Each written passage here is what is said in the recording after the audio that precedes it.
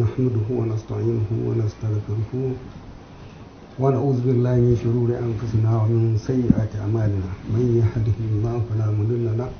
ومن يضلل فلا هادي له وأشهد أن لا إله إلا الله وحده لا شريك له وأشهد أن محمدا عبده ورسوله وبعد wana gode da wannan tambaya da kai mun na abin da yake faruwa da kuma yadda ya faru, amma a ainihin gaskiya ina ganin duk abin da zan gaya maka idan ba na baka tarihin yadda abin ya faru ba za a fahimta ba, don zan so in ba da tarihin yadda abubuwan suka tafi, saboda duk da wanda ya sani ya san abin da ya faru kenan ya sani, wanda ma bai sani ba ya sani cewa ga abubuwan da suka faru, ga abubuwan da suka kai suka komo, ga kuma inda ake. Na farko rasuwan marigayi mai mutawa sarkin zazzau alhaji dr shehu idris shi ne musabbabin duk wannan al'amari. To bisa tsari na masarauta na al'adan ƙasanmu, wato da zamantakewa da tsarin tafiyar da masarauta kamar yadda muka gaje shi yadda yake a arewacin ƙasar nan, shine a kowane masarauta idan Allah ya kaddaro rasuwan sarki akwai kwamiti masu zaben sarki wanda ake ce musu kingmakers. Wannan kwamiti a musulunci su ne muke ce masu shura kwamiti, wanda su ne ke zaben shugaba idan Allah kawo wa'adinsa. To su waɗannan 'yan kwamiti musamman namu na zazzau mu biyar ne, kuma kowanne da ka gani a cikin biyar ɗin ana zaɓo su ne bisa cancanta da ƙwarewa, wanda yake mafiya yawanmu ba nema muke ba. Shi marigayi sarkin zazzau alhaji shehu idris shi ne ya fahimci kowanne wato ingancin kowanne ɗaya daga cikinmu, ya zaɓo shi ya naɗa shi. Yawancinmu iyayenmu sun yi, ya ga cewa mu muka cancanci kuma mu zo a ci gaba daga inda suka bari. To bisa wannan cancanta haka ake zaɓo waɗannan 'yan kwamitin, kuma sai an tabbatar da cewa masu amana, masu ƙwan amana ne, masu tsaye da gaskiya tsakaninsu da Allah. Bayan ya rasu, bisa tsari da al'ada, da zaran ba sarki, a matsayina na ni wazirin zazzau kuma shugaban majalisar wato senior councilor, babban dan majalisar sarki, to kasan zazzau a wannan lokacin duk suna hannuna ne. Duk abin da za a yi a wannan lokacin gwamnati ne ta fuskanta, ni ne kuma nake ba su bayanin ga yadda za a yi, ga inda za a yi, a bisa tarihi da kuma tsari, da tsarin da ma yadda muka zauna da su, saboda a lokacin bayan ya rasu mun yi jana'izansa, mun zauna tsawon kwana 3 da sakataren gwamnatin jihar Kaduna da kwamishina na local government na wannan lokaci. Mun zauna tare da su tsawon kwana 3 muna karɓar ta'aziyya daga wurare masu zuwa daga duniya duk gaba ɗaya. To bisa tsari idan an kwana 3 dole ne ni, to kafin nan rasuwan da kwana 1 ni na ba da umarni sakataren majalisar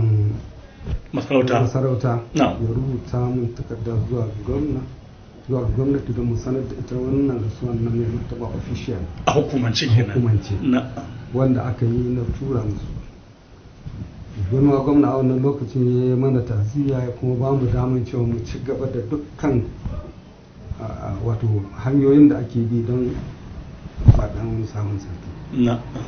Kuma in addition to that, ina ganin wato a tsari kan wannan, a ranar da aka yi kwana 3 aka yi addu'a a ran nan, shi kanshi gwamna ya zo, wanda ke anan ne har ya yi bayani a cikin mutane ke ce yanar sun ba mu amana mu zaɓo musu wanda yake zai kwatanta abin na marigayi sarkin zazzau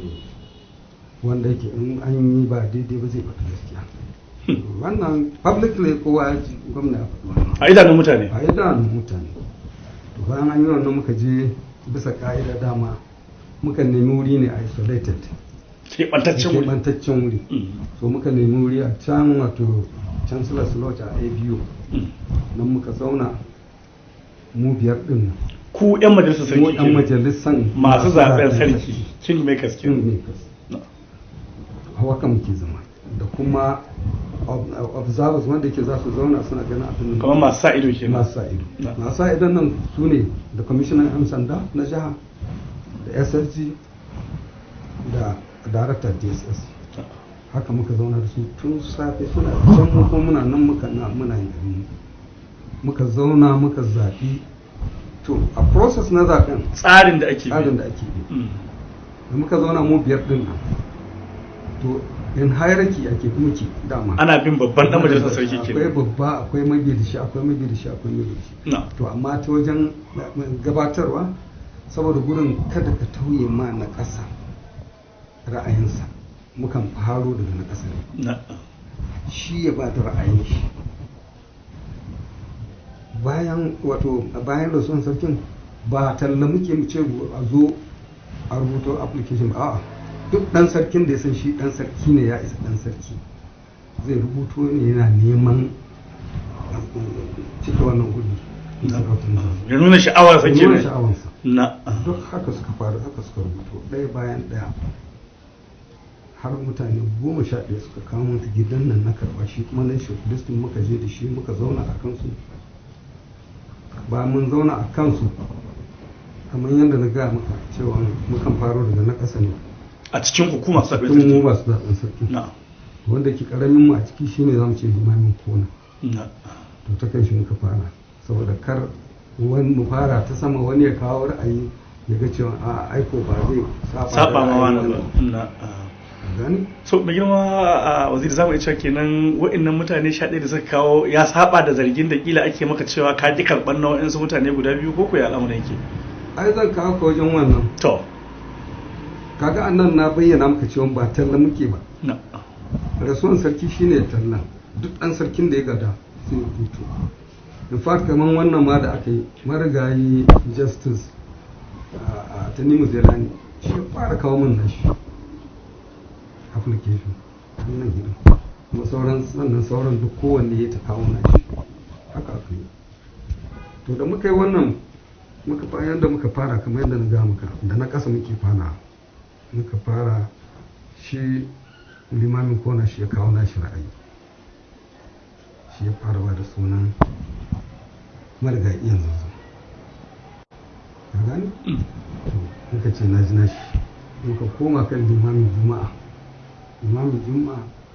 sai ce shi ma yana tare da shi bai saba wa limamin kona ba saba mashi sai makama karami ya ce to shi ya kawo sunan Alhaji Muhammad Aminu Shehu Idris Turakin Zazzau dan margayi ke dan margayi sannan sai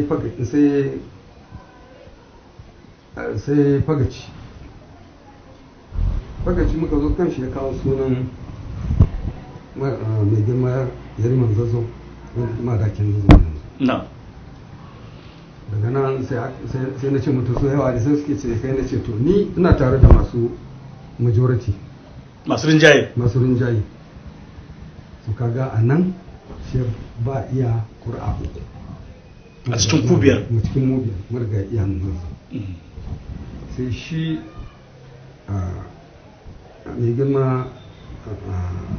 madaki shi kuma yana da ƙura'a ɗaya na wajen fagaci sai shi turakin zazzau shi kuma a wajen margayi sarkin zazzau shi ma yana da ƙura'a ɗaya kaga duk abin da ake bi ƙura'a ake bi wannan sauran criteria da muke bi formalities ne wanda ke dole mu bi su tsari ne da dole a bi shi mu bi su mu tabbatar cewa duk wanda ya shiga wannan yana da wani quality da yake wato yana da wata cancantan da yake ya kamata ya nema, wanda shi ne zai kara mishi abin nan. Amma duk wannan grading da muka bayarwa zai hana shi a cikin ukun nan da muka bayar duk wanda gwamna ya zaɓa prerogative right na shi, wato dama ce ta shi, damar shi ce, amma ba outside waɗannan ba wajen waɗannan ba, kamar yadda ke da wannan daman ya zaɓi ɗaya a ciki, mu ma haka ne doka ya ba mu daman mu ne za mu zaɓa, kowa da matsayin shi, matsayinmu mu zaɓa matsayin shi a cikin waɗanda muka zaɓa guda uku ne, shi kuma ya zaɓi guda ɗaya ya tabbatar da shi duk wanda ya tabbatar a wurin shi kenan ya yi. Amma dai an zaɓo su bisa tsari, bisa kuma raɗin ku, bisa amincewa. Wannan tsarin shi ne yake duk jihohin arewa, duk tutan Shehu Usman Dan Fodiyo haka take. Har turawa da suka zo sun cigaba da wannan tsarin. Turawa da suka zo sun same mu akan wannan, kuma ba wani tamfarin da suke da shi, ba su taɓa jirkita mana shi ba, haka yake. Bayan mun yi wannan muka gama da tsarin, muka bayar, muka ba SSG ya tafi da shi cikin dare. A cikin dare sai kawai zuwa can wajen karfe 9 ko 9 da wani abu sai na ya kira ni a wani, ko gwamna ce na san ganin gobe a Kaduna dukan mutum shawa ya sai ka lura da tsofaffin nan da muke tare da tun safe muke haddare, ko ka ce da sassafe karfe 9 mu ai ba su yi ba, kai dai za mu zo gobe amma lokacin da muka ga lokaci za mu iya. Ya ce to shikenan ba ku haka muke tattaro, sannan muka bar nan gida na wajen 10 da rabi, sannan muka tafi Kaduna. Muka je abin da ya faɗo, ka san kamar yadda na ga muka waɗannan guda uku su ne muka yi grading nasu. Wai sai gwamnati ta ce a'a su ba su yarda ba ma mu koma mu sake grading sauran har wanda ba sami ƙura'a ba. Ka ce to shi kana mai sauƙi ne. To criteria ɗin da muka yi setting yana akwai qualification, kaga da can tun zaman sarkin Zoman Jafaru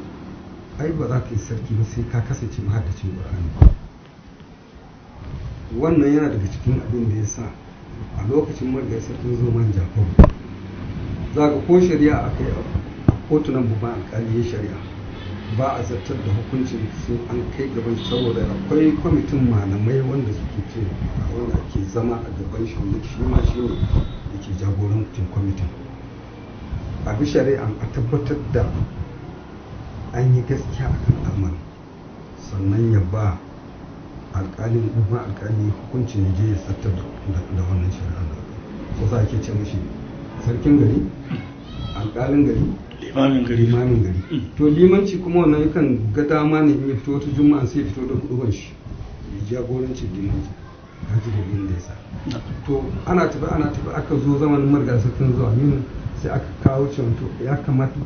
a tsarin shine sai mutum yana da ilimin arabi da na boko,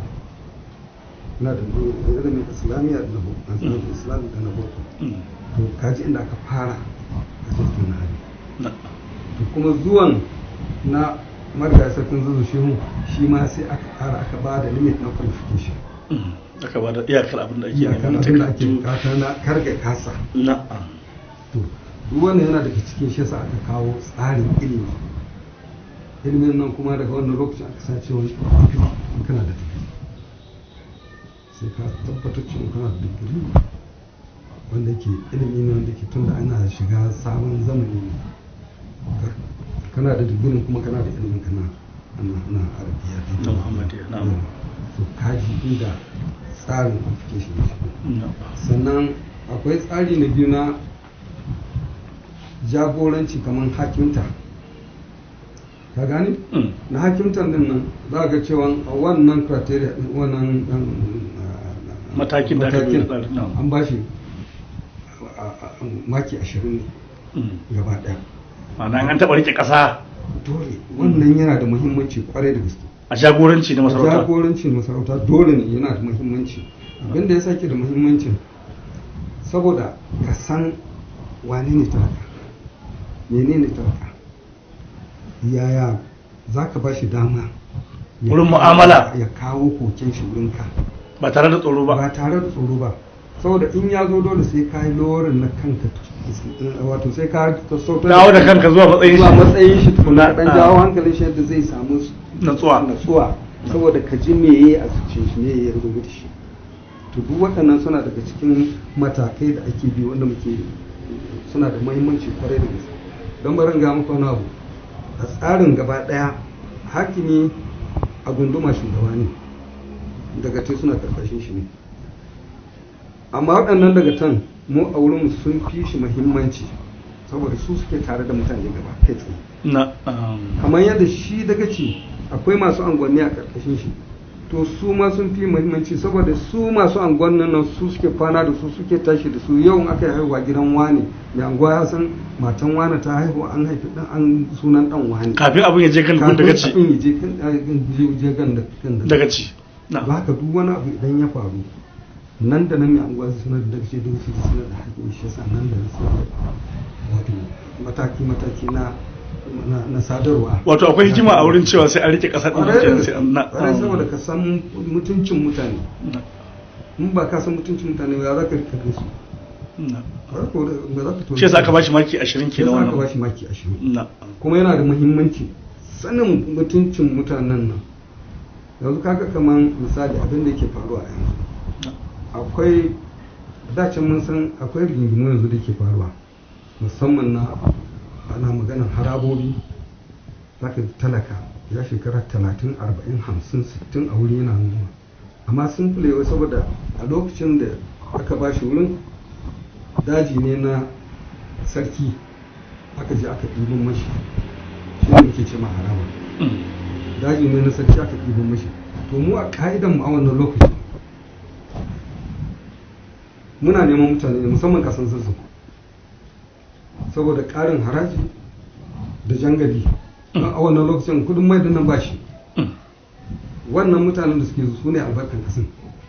su suke inganta tattalin arziki na kasan za ka ba shi wurin da zai noma za ka ba shi wurin da zai gida to mutumin da ka ba shi wurin da zai noma da inda zai gida shekara 10 20 30 ka zo ka ce wai a ya tashi a wurin nan na sarki ka yi mashi adalci a gwamnatance ma a dokan kasa duk da ka zauna ka gyara kai da mutum ke da shekara 10 babu wanda sai ta haka yi amma yanzu za ka ji ina jin akwai koke da muke jin mutane suna yi mu da ba mu taɓa karɓar kusan wani ba mu riga sun fi mutu taɓa yadda ya kwaci in ma ya ga za a yi wannan rigima tsakanin ɗan uwa da ɗan uwa sai ya biya kuɗin ya je ya ce a bar magana. Na to zai kana ba mu bayani dangane da waɗannan abubuwa da suka faru da kuma yadda suke da sarƙaƙi hakila da wuya fahimta kamar yadda al'umma suke ta son su ji menene gaskiya al'amari. Naka to a can da muka je bayan mun gama wannan grading da su gwamnati suka ce sauran ma mai grading nasu muka grading nasu ko nan muka bashi grading shi. Cikin 11 kenan. Cikin 11 sai daga baya kuma bayan mun gama wannan sai aka sake kira mu cewa wai akwai wasu guda biyu wanda wai sun kawo application din su ni ban karɓa ni cewa an yi zargin haka ma ana ta ba wanda ya kawo cikin su kuma inda su a kawo su zo duk cikin su sun san na san su ba wanda ban sani akwai ɗaya da ya zo a ce shi bai kawo mu ba wai ban sanar da na ce aka sanar da kowa sauran ba sanar da su ne ba a nan bayan gira na yake sarkin daji ta ce ai ba sauran ba sanar da su ne ba ai da sarki ya rasu sun ci shine sanarwa ya ce ai shi bai zan ce to ai ba ni ba laifi na ne rashin sanin shi ba laifin ka ba laifi na ne to ka je abin da ya faru to da annan su ma din muka sa su a cikin muka grade nasu muka baya amma dai abin da muka yi ba mu canja shi ba tun farko abin da muka yi ba mu canja shi ba inda aka taɓa canja wani abu ba canja shi kuma ni ba ni kadai ba ne duk waɗanda muka yi aikin nan su mutum ɗaya ne rasu shine limamin kona amma da limamin juma'a shi wanda shi ya mana sakataren kwamitin yana nan makama karami tsohon permanent secretary ne na federal ministry ya rike ministry har defense ya zauna yana nan ba zai karya ba bagaci yana nan ni kuma ga abinda muka yi kenan ina jin abin da ya sa suna na ya dinga kai da kuma saboda ni ne na tsaya akan cewa dole ina son abin nan da muka yi dole a tsaya akan shi. Dalili saboda shi ne tsarin mutunci da kariyar mutunci da al'ada na mutanen zazzau, kuma haƙƙin tsare musu mutuncinsu da al'adarsu na nuna ne. Don haka na tsaya a kai cewa lalle a koma a bi wannan tsarin da ke shi arewacin ƙasar na haka. Duk inda ka je za ka tarar akwai wannan kingmakers masu zaɓen sarki, akwai kwamitin su, sai dai me rawan nan su title ɗinsu ya bambanta da na wuri ruwa na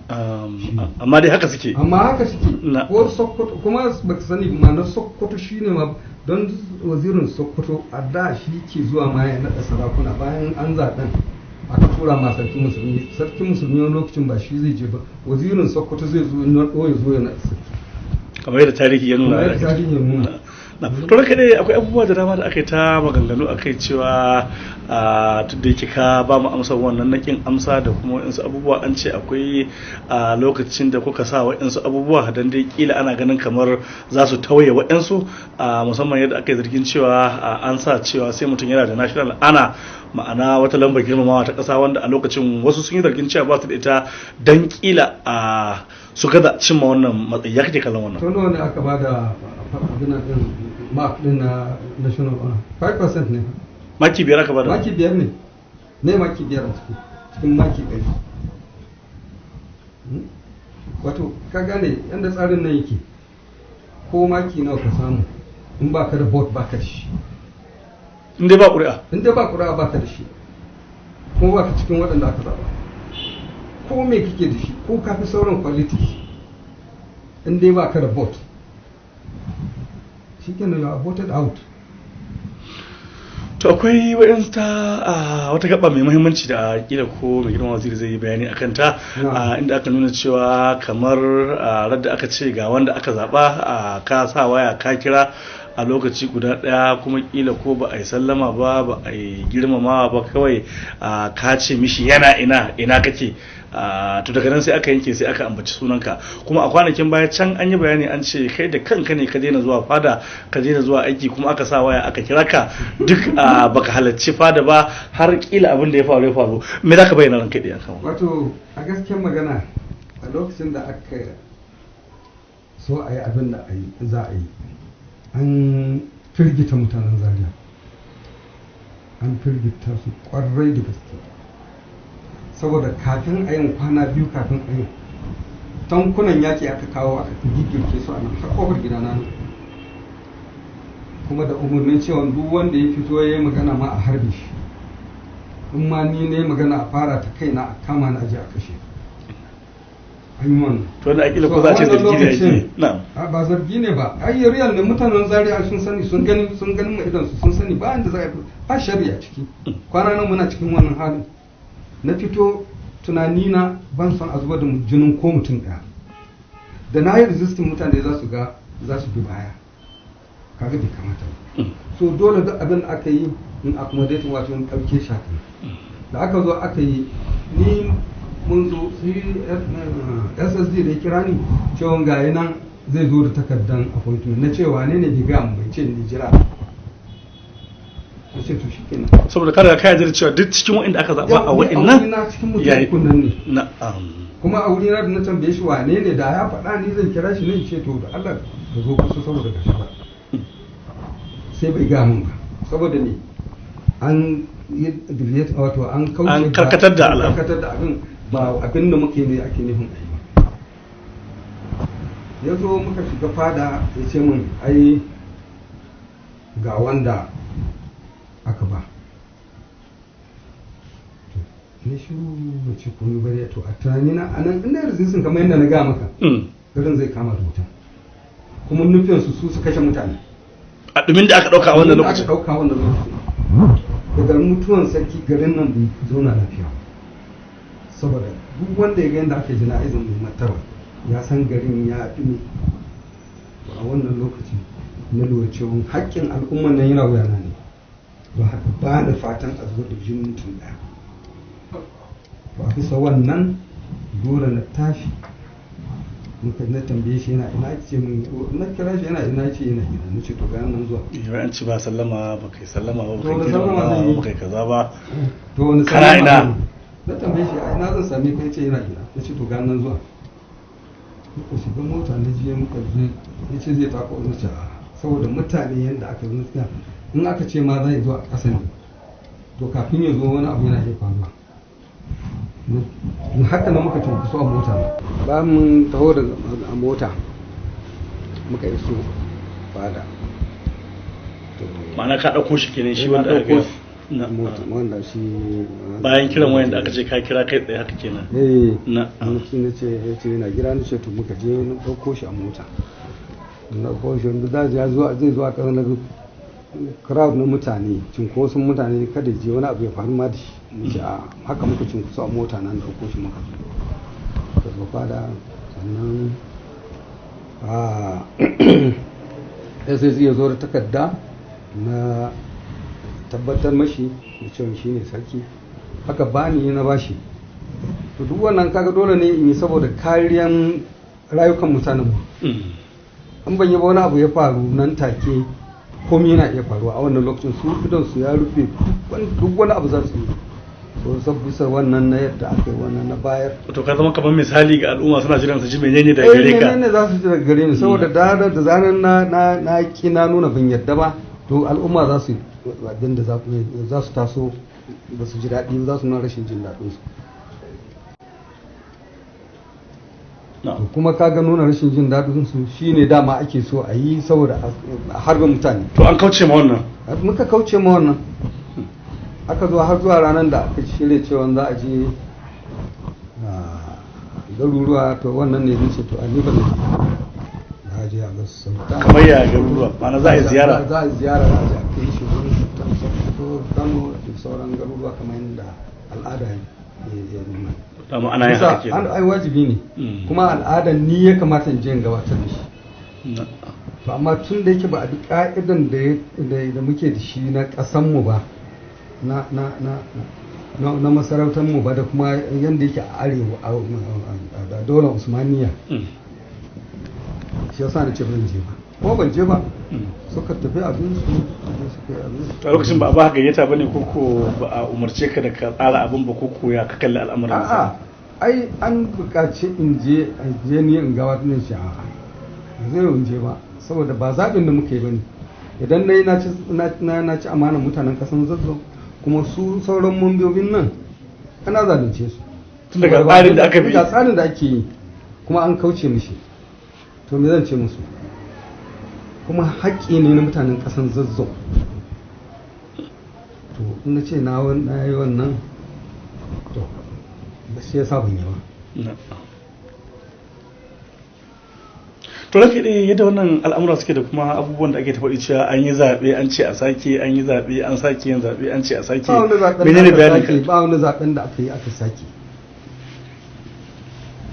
zaɓe ba wani zaɓen da aka yi aka sake zaɓen da muka yi an ce ne sun muna buƙata ne a je a yi regrading kamar yadda na baka bayani ce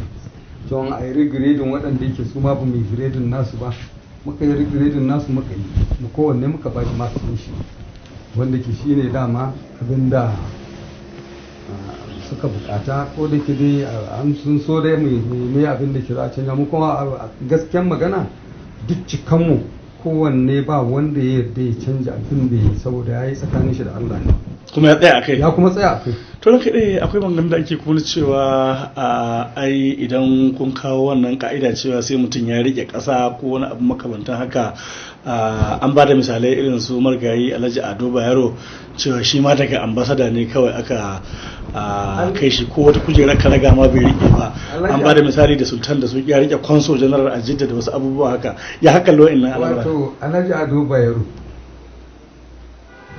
ya mai 1956 ya yi wakilin yan doka tare da mai gidanmu nan suka wakilin yan doka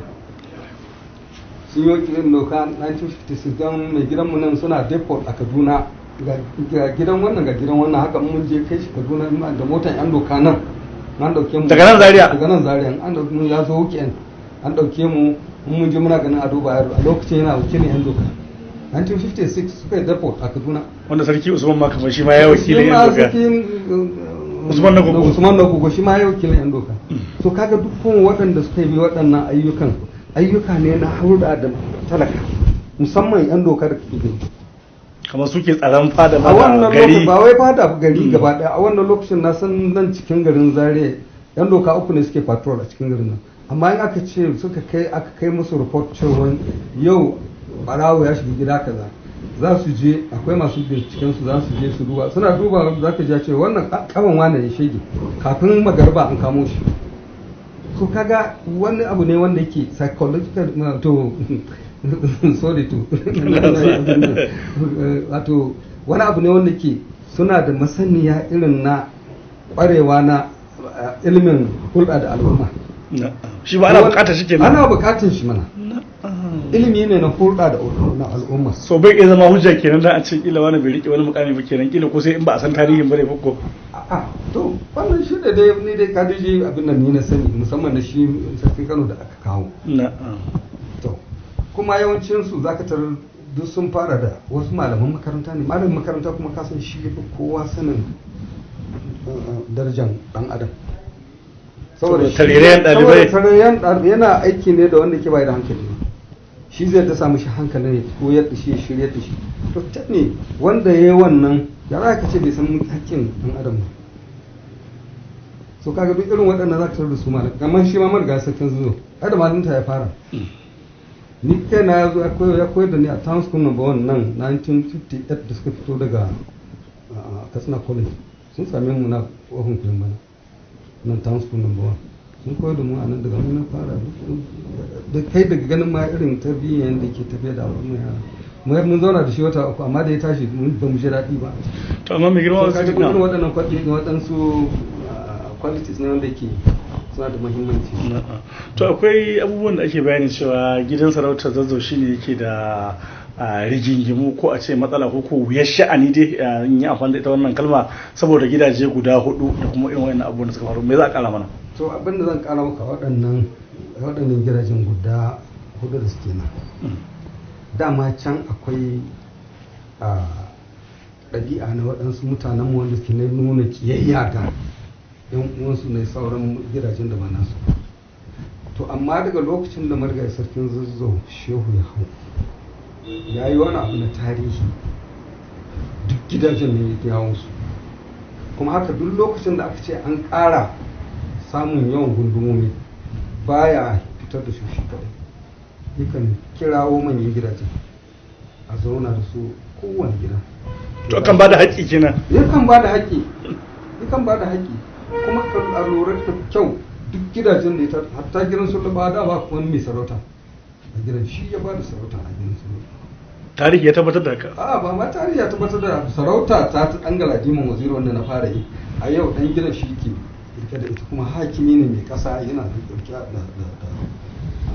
gunduman angwari na kaduna so kaga duk irin waɗannan duk inda ka sani gidajen da ka sani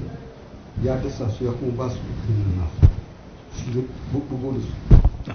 to mai girma waziri wata tambaya da kila za a yi kusa mu ce ta kusa ga ta karshe ko kuma kila ban san akwai abin da wato yin wannan da yin ya ƙara haɗa kai a wannan lokacin jawo gidajen da aka yi ya jawo gidajen ya haɗa kansu al'umma Zazzau shaida ne oh yes ne kwarai duk gidajen ai akwai shi in ma dai da gida ya ki faɗin gaskiya wani zai faɗa suna nan da ransu hakiman da ya nan da suna nan to wasu na ganin cewa kila in zan iya aran bakin wasu in musu tambaya dangane da irin abubuwan da ke faruwa shin me yasa sunanka aka fi maimaitawa sannan kuma kila kamar a ce ka dan fi bada haushi ne ko kuwa al'amarin ke tafiya ne akan al'amarin misali kamar yadda na ga maka matsayina na waziri wanda ke babban dan majalisa wanda ke duk abin da ke culture and tradition na Zazzau al'ada da abinan da ka'idoji na zamantakewa na mutanen Zazzau ni ne yake hannuna ni ya kamata a tsare musu wannan a yadda tsari yake da kuma matsayin sarautar da matsayin sarautar ko takardar appointment yana za ka akwai wannan bayani wanda sarki ya nuna duk wani ma ba yi nan ni ne kuma ya yi tafiya nan kasan ya samu rashin lafiya ya tafi wata 3 da wani abu kusan wata 4 na rike kasan nan lafiyar lau har yanzu ya dawo a wannan zamanin ya kowa muka samu dan wani itilayi a nan ne zan so in ɗan yi wani tsokacin magana inda ke zan gode ma wannan former vice president Akcin na Marsambu. don an samu wani iftala'i da yake aka zo nan a kwasan mana mutane a nan gidan sarki kusa da gidan sarki aka kwasan mana yara su tara yaran duka da kuma su ce ina jin ɗaya daga cikinsu ma yana NYSC ne to shi ne ma babba cikin su kwashe su tara aka tafi da su cewa wai su sa hannu su yan boko haram wannan gaskiya magana ta da hankali na kai na komo a lokacin nan akwai marigayi justice saifullah mutaka masu gina abuja da kira shi ce kaji har yanzu nake ciki amma ina son ka je gidan vice president ka ci magana da shi to ya je a lokacin bai fito ba ya ce mun to gashi zai shiga kotu amma ya bar katin shi da Allah cewa an in ya fito a bashi saboda akwai matsala to ya mun ya karshe kenan sai na suna aiki na da namban ɗaya daga cikin ma'aikatan na kusa da shi vice president na alhaji abadabu sai na kirawan shi Allah ta muke na samu ita mishi kaji amma yana son da Allah shi san da ba su to wallahi wannan abin da ya yi mun ba a kai karfe 2 na rana ba aka sako mun yaran nan aka dawo mun a nan Zaria su kaga wannan wani abu ne wanda ba zan taɓa mantawa a rayuwa kuma haka muke son shugabanni su da zaran wani abu ya faru ka taimaki al'ummanka ka san matsayinsu ka san darajansu ka san ka taimake su har abada ban manta da shi kaga yanzu shi kila mun ga mun san ba ya manta da ni to mai girma waziri a ƙarshe mun ji wannan kira naka a hirar da namu ba nan za ta tsaya ba insha Allah za mu sake dawowa muna bibiya don kila warware waɗansu bayanai da ake ta yadawa dangane da irin waɗannan al'amura da kuma yadda har yanzu al'amarin ya ƙi cinyewa za mu sake dawowa insha Allah ko akwai wasu kalamai na ƙarshe da za ka yi mana a cikin wannan tattauna. Akwai kalamai na ƙarshe da zan yi wato wannan hirar da na yi da ku ba ra'ayina bane ba al'ada na bane saboda maganganu irin waɗannan bai kamata kana shugaba ka fito da su kana faɗan maganganu wanda yake yawan maganganu sai sa kai ta ƙarya ba da kyau musamman ga shugaba don haka ne in bacin da kuka zo da an yi magana ne don a kaina kuka ya kamata in ba da bayani akan me na sani ko menene dangantaka na da wannan magana shi yasa ne don in wanke kaina amma ban cika sanyi ba saboda ni wani abu ne wanda yake inda fito da shi mutanen ƙasa sun sani to zai ƙara arzuka su kamar wani fami ne za a yi kenan wani fami ne za a yi to kuma bai kamata ba so shi ne ra'ayina kaji da ni amma duk lokacin da kuke bukata ina nan a shirye duk abin da aka zo ina nan zan ba da bayani insha Allah to muna godiya sa na gode Allah ya taimaka ranka dai mun gode ka zama lafiya